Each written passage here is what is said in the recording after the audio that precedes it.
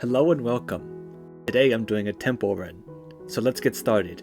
Going to begin with a small warm-up and gradually increase the speed.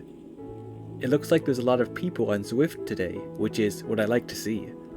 For those who may not be familiar, a tempo run is a major component for any runner trying to get faster. It is a sustained effort where you typically go 30 seconds to 45 seconds slower than your current race pace per mile. And you want to hold it for typically 25 to 50 minutes, depending on the race you are training for. It should feel pretty difficult, about 80% of your maximum heart rate, but it shouldn't be too difficult. It shouldn't feel like a race, which is typically 90 to 95% of your maximum heart rate. A common mistake is to do tempo runs too fast to the point of injury. In reality, you should be able to do your tempo runs once every week or every 2 weeks and still be able to run the next day. I just finished my 1 mile warm-up and here's my split. Now I'm just gonna hold this 7.7 miles per hour pace for the rest of the run, or I'm going to try to at least. I'm just starting to take my training seriously again, which is a lot of fun. So this is my first tempo run of the season, quote unquote. Speaking of which, for this week's weekly question, I would like to know, when is your next tempo run and how long will it be? Will it be 20 minutes? 25 minutes?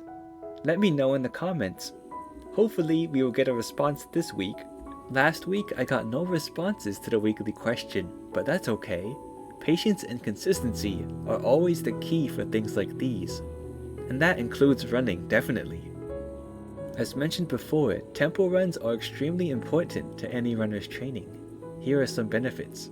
First is that it increases both speed and endurance, because it's a run that demands you go fast and hold it. Unlike speed work, where you would run 1 mile fast, 1 mile slow, 1 mile fast, 1 mile slow, and repeat, tempo runs are more like a consistent effort. 2. It boosts your mental game by consciously resisting the urge to slow down, which is a helpful skill for your next race. And lastly, 3. It gauges your progress. How close are you to getting a new personal best? Tempo runs provide a weekly or bi-weekly check of how your training is going. For these reasons, I always look forward to tempo runs. I say that, but I'm about 15 minutes in and starting to struggle. Oh look, I got an achievement.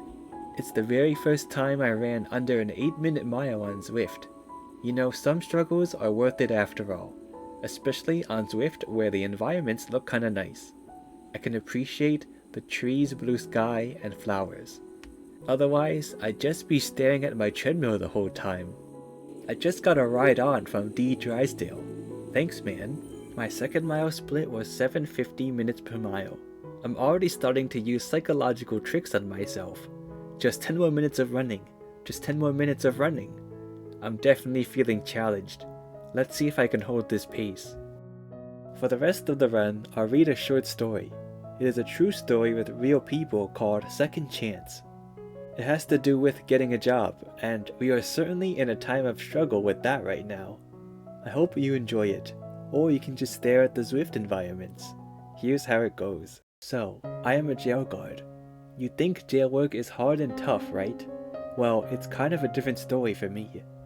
The inmate here is a nice and good guy. Well, most of them are, but this inmate is my best friend.